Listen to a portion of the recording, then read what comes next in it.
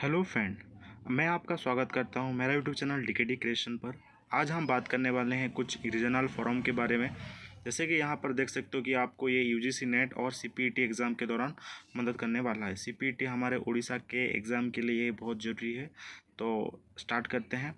पहला यहाँ पर रीजनल फोरम है एशियन, जिसका फुल फॉर्म है association for south east Asian nation, जो कि एस्टेब्लिश हुआ था 1967 में। अगर हम बात करें, इसको पारित किया गया था बैंकॉक डिक्लेरेशन में। इसमें कुल 10 मेंबर पाए जाते हैं। उसमें से 5 फाउंडर मेंबर हैं, जैसे कि Indonesia, Malaysia, Philippines, Singapore, Thailand, blues, Buenos Aires, Vietnam, लाओ, पीडीआर, म्यांमार एंड कंबोडिया। अगर यहाँ पर मेरे बोलने में कुछ भूल चूक हो जाए प्रोनाउंसिएशन में, तो थोड़ा आप एडजस्ट कर लेना। और एशियन का हेडक्वार्टर कहाँ पर है? ये जाकार्ता, इंडोनेशिया में पाया जाता है।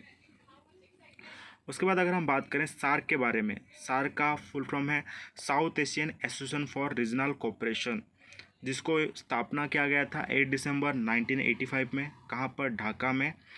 और इसका मुख्यतः उद्देश्य जितने भी साउथ एशियन रीजन है उनको इकोनॉमिकली फाइनेंशियली स्ट्रेंथन करना, जिसमें अगर हम मेंबर्स कंट्री के बारे में बात करें तो यहाँ पर आते हैं इंडिया, पाकिस्तान, बांग्लादेश, नेपाल, भूटान, मालदीव, श्रीलंका। प्लस अगर 2007 में देखें तो अफगानिस्तान ने भी इसको ज्वाइन किया था और उसका हेडक्वार्टर पाया जाता है काठमांडू, नेपाल में। उसके बाद और एक रीजनल फोरम का नाम है बिम्स्टेक, जिसका मतलब होता है, फुल फॉर्म आप कह सकते हो, bay of Bengal initiative for multi sector technical and economic cooperation. अगर हम बात करें बिम्स्टेक में जो की प्लेयर होते हैं, वो हमारे इंडिया एक उनमें से प्रोमिनेंट है। अगर हम बात करें मेंबर कंट्रीज़ के बारे में, तो यहाँ पर है India, Sri Lanka, Bangladesh, Bhutan, Nepal, plus Myanmar and Thailand, जो कि एक नॉन सार्क नेशन के रूप में होते हैं। इसको मिनी सार्क भी कहा जाता है। अगर हम बात करें, सार्क को अल्टरनेटली लुक ईस्ट पॉलिसी के तहत भी उसको देखा जाता है। इसका हेडक्वार्टर ढाका, बांग्लादेश में है। उसके बाद और एक रीजनल फोरम के बारे में बात करें, जिसका नाम है एपेक, जिसका एब्रीविएशन है एशिया पैसिफिक इकोनॉमिक कोऑपरेशन, जिसका मूलतः लक्ष्य ये होता है कि उसमें फ्री ट्रेड को बहुत इम्पोर्टेंस देना। इसमें कुल 21 मेंबर हैं, जैसे कि आप देख सकते हो USA, Canada, Russia, China, Australia, New Zealand, Chile, Peru, Mexico, Japan, South Korea, Hong Kong, Taiwan and 7 Asian nation.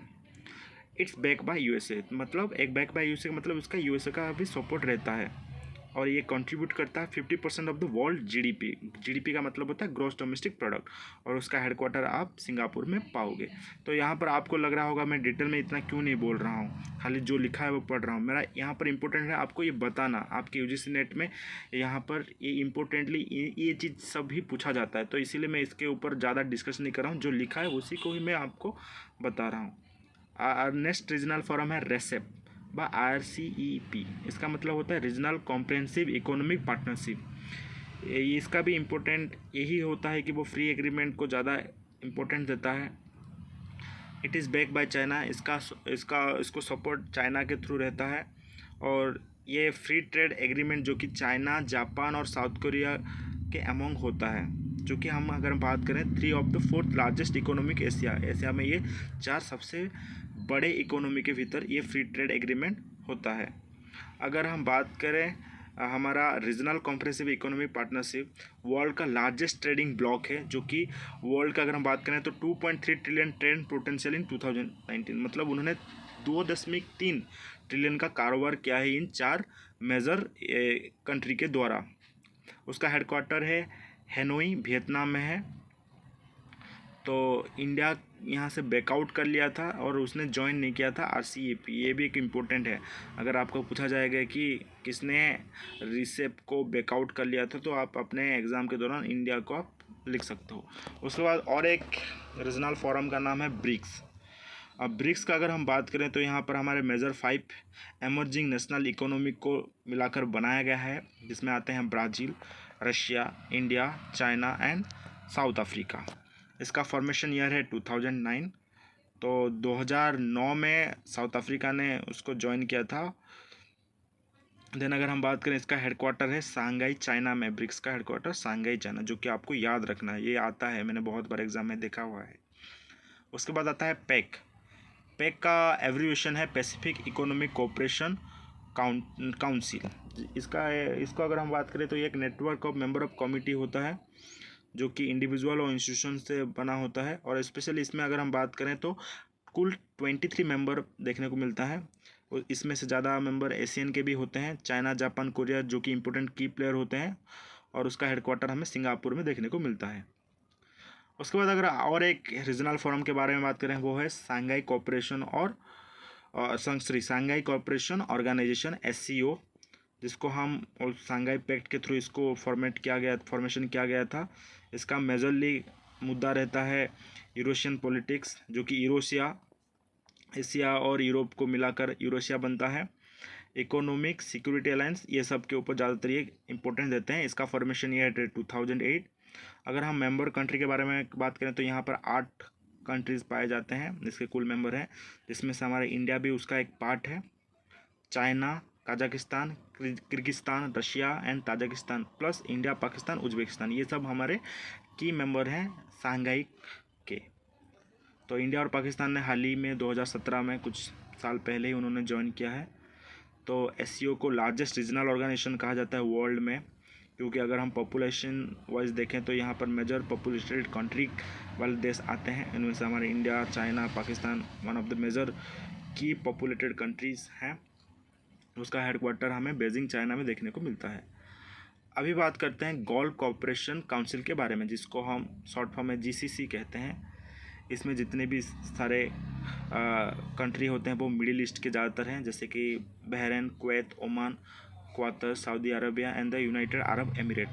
All the members are monarchy. जितने भी सारे यहाँ पर मेंबर पाए जाते हैं, इनके जो हेड ऑफ द कंट्री है वो मोनार्की हैं। इसको फॉर्म किया गया था 1981 में। उसका हेडक्वार्टर रियाद, जो कि सऊदी अरबिया है, सऊदी अरबिया का कैपिटल है। इसका मेन पर्पज़ होता है गल्फ यूनियन, जहाँ पर गल्फ यूनियन के भीतर एक इम्पोर्टेंट साझा रहता है कि कैसे economical, political and military coordination बनाया जाए। तो यही इंपॉर्टेंट ऑब्जेक्टिव होता है GCC का, जिसका मतलब है गल्फ कोऑपरेशन काउंसिल। अभी हम बात करेंगे OIC। OIC का फुल फॉर्म होता है ऑर्गेनाइजेशन ऑफ इस्लामिक कोऑपरेशन, जिसको फॉर्म किया गया था 1969 में। इसमें कुल 57 मेंबर स्टेट हैं। और OIC में मैक्सिमम जितने भी सारे कंट्री हैं वो मुस्लिम मेजॉरिटी कंट्री वाले देश ही हैं।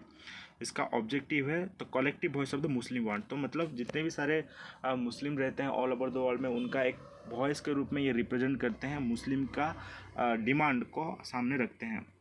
साथ ही साथ यहाँ पर safeguard protect interest of the Muslim, तो यहाँ पर मुस्लिम के हितों के लिए विश्व स्तर पर जो भी सही होता है वो ये लोग ही डिसाइड करते हैं। तो कुछ सार्क नेशन जो कि OICC के मेंबर हैं, जैसे कि आप देख सकते हो अफगानिस्तान, बांग्लादेश, पाकिस्तान एंड मालदीव। तो जनरली यहाँ से आप जान सकते हो कि जितने भी मैंने नाम लिए ये सब most of the Muslim majority country हैं। यहाँ पर ज़्यादातर मुस्लिम लोग ही रहते हैं और मुस्लिम स्टेट भी हम कह सकते हैं। तो इसका हेडक्वार्टर है जेद, सऊदी अरबिया, जो कि अगर हम बात करें OIC का। देन नेक्स्ट यहाँ पर रीजनल कोऑपरेशन है इंडियन ओशन रिम एसोसिएशन व IORA। उसका मुख्यतः एम होता है social development of Indian Ocean Rim region, तो मतलब जो कि हमारे भारत महासागर के आसपास वाले जितने भी सारे देश हैं उनको ज़्यादा इंपॉर्टेंस देना, उनके कैसे ओवरऑल ग्रोथ डेवलपमेंट को एनहेंस कर सकते हैं उसके ऊपर ज़्यादा प्रायोरिटी देता है ये। तो साथ ही साथ यहाँ पर अगर मैरीटाइम सिक्योरिटी भी वन ऑफ द प्रोमिनेंट यहाँ पर रहता है। साथ ही साथ ट्रेड फैसिलेशन और यहाँ पर पायरेसी को कैसे रोका जाए यहाँ पर, उसको भी ये लोग ज़्यादा इंपॉर्टेंस देते हैं।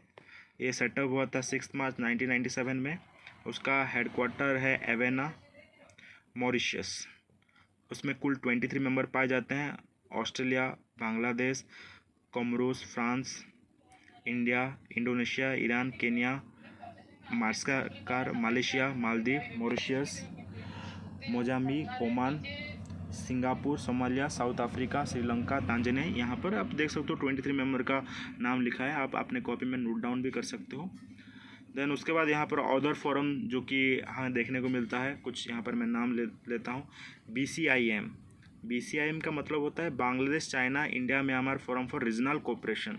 तो यहाँ पर हमारे कुछ चुनिंदे पड़ोसी देश, जैसे कि यहाँ पर देख सकते हो इंडिया के जितने भी सारे मेजर प्रोमिनेंट नाइबरिंग कंट्री जिन्होंने मिलकर यहाँ पर BCM का फॉर्म किया था, जिसका नाम है Bangladesh, China, India, Myanmar. Then CPEC जो कि है चाइना पाकिस्तान इकोनॉमिक कॉरिडोर, जो कि एक मुद्दा हाल ही में बना हुआ है, जो कि स्ट्रिंग ऑफ पोल्स आप जान पा रहे होंगे, जहाँ पर चाइना इंडिया को चारों तरफ से घेरने की कोशिश कर रहा है, जो कि उसका एक क्या करेंगे, इंटरनेशनल एक डिप्लोमेसी पॉलिसी है। BPBBIN जो कि है Bangladesh Bhutan India and Nepal initiative. Then CMEC China Myanmar economic corridor का CMEC। यहाँ पर आपने आज पूरे वीडियो में देखा जितने भी सारे हमारे रीजनल फोरम हैं, जिसको आप एक बार रिकैप कर लीजिए ताकि आपको एग्जामिनेशन के दौरान ये आपको मदद कर सके एक अच्छा मार्क स्कोर करने में।